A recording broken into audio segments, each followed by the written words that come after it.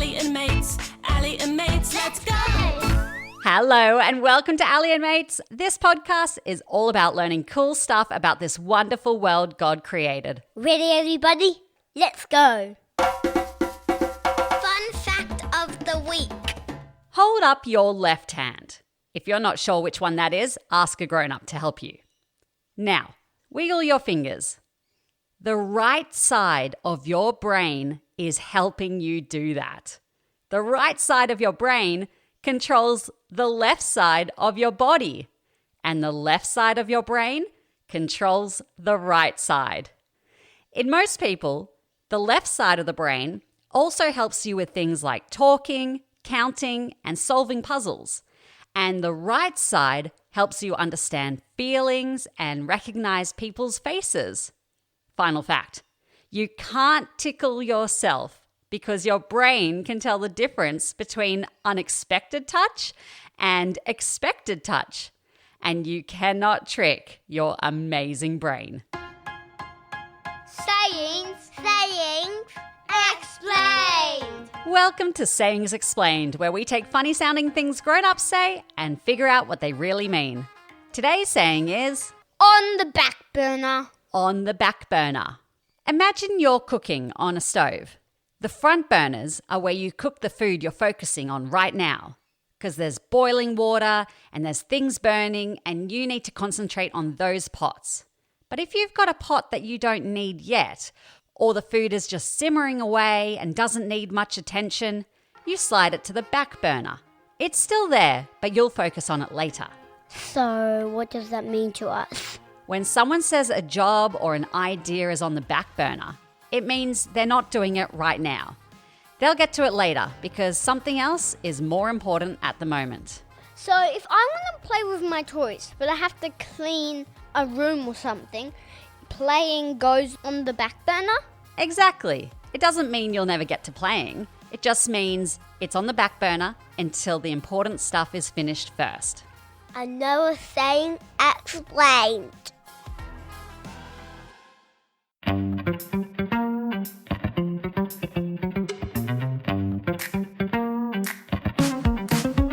Welcome to This or That, where I ask you 3 rapid-fire questions and you need to answer straight away. There's no time for thinking and there's no right or wrong. Let's go.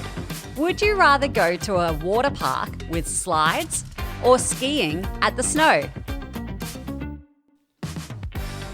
Would you rather have Superman as your brother or Spider-Man? And finally, would you rather have strawberries or blueberries in your lunchbox? Time's up. Good job. Ali? Hey, Ali, can you tell me a true story? True story time. Today, I want to tell you a true story about something amazing that happened at Christmas during a war. That does not sound very Christmassy. You're right. It was World War I, more than 100 years ago. Soldiers were fighting in Europe, and life in the trenches was very hard. It was cold, it was muddy, it was dangerous. So what happened at Christmas?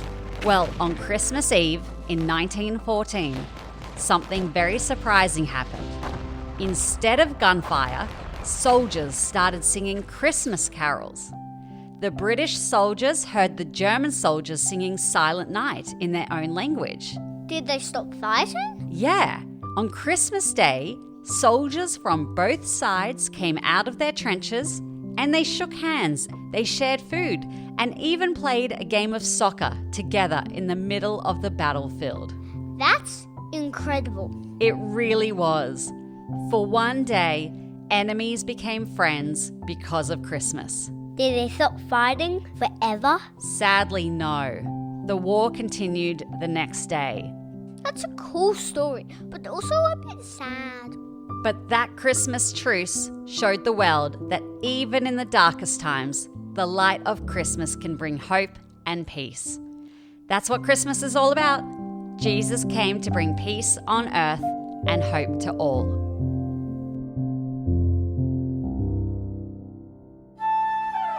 Mystery sound. Can you guess the mystery sound? Alrighty, time for our mystery sound. Listen closely and see if you can guess what this sound is.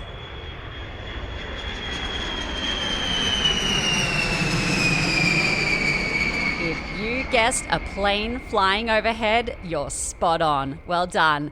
And safe travels to anyone flying this holiday period. Kids Corner! Okay, welcome to Kids Corner, where we share jokes from our listeners. And today we have a joke from... Hi, my name is Eli. I'm 5 years old. This is my joke. Knock, knock. Who's there? Canoe. Canoe who? Can you come out and play? I love it. Thank you so much, Eli. And if you would like your joke on the show, just ask an adult to read the show notes.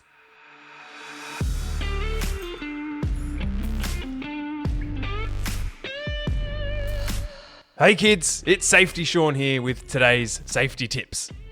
It's heating up out there this summer, and so it's important you all stay hydrated. Hydration means keeping your body full of water so it can work properly. Just like cars need fuel to drive, your body needs water to work properly. And if you don't have enough water, you get dehydrated and it doesn't work. So here's what you need to know. Rule number 1. Listen to your body and drink water every day. When you're running around playing or sitting in the sun, your body uses up water. So have a drink before you're thirsty.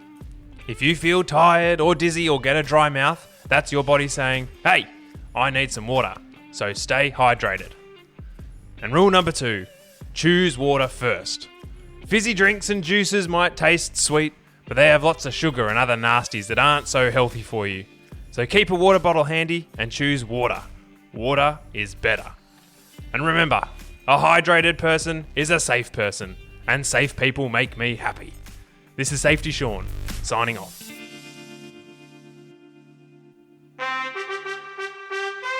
History tidbit. Let's step back in time. These days, if we want to know what the time is, we'll look at our phones or watches, check the microwave, even smart speakers can tell us. But a long time ago, people didn't have clocks at all. So, how did they know what time it is? Great question. People used the sun to tell time. They built something called a sundial, which is like a flat surface with a stick in the middle. And as the sun moved across the sky, the stick's shadow moved too, pointing to different numbers. That's like a shadow clock. Right. But sundials, they only worked when the sun was out. So at night, or on cloudy days, people had to get creative.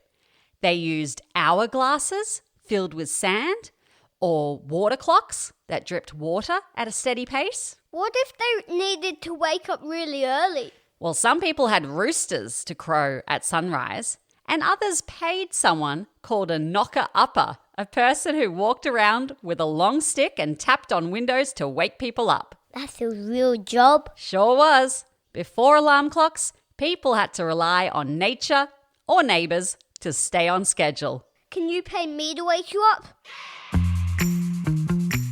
Time for some nice news. Let's wrap up with some nice news. I want to tell you about a 64-year-old man named Ed Levian, who retired, which means he stopped working for money, and he started a new chapter in his life. He answered a call for volunteer EMTs. That's someone who provides emergency medical services. At first, he thought he might be too old, but the rescue squad told him, if you can pass the physical test, we'd love to have you. And guess what? He did.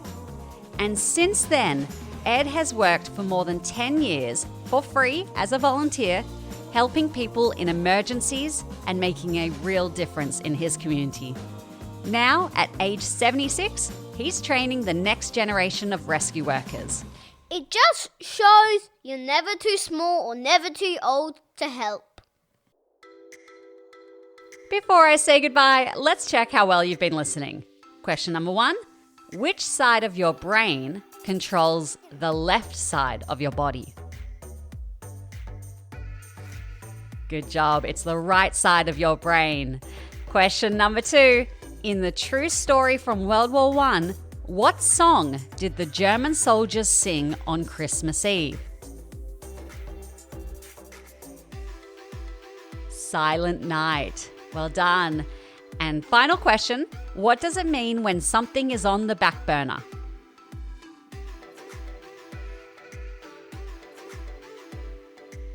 Yeah, it means you're not focusing on it right now. You'll get to it later. Good job, everybody. Well, that's a wrap on today's episode of Allie and Mates. Until next time, have fun, stay curious, and always be kind. Bye for now.